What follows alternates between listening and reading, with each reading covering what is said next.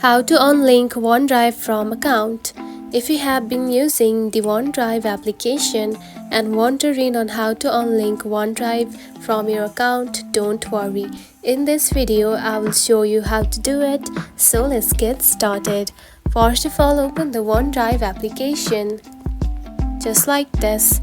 After opening it, you will find something like this on your home screen.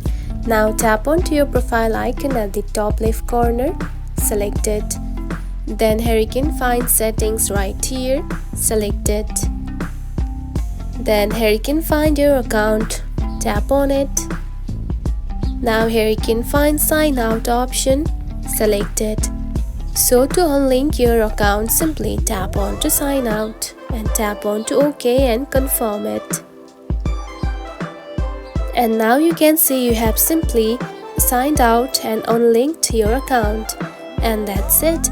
This is how you can unlink OneDrive from account. It is a very easy process, right?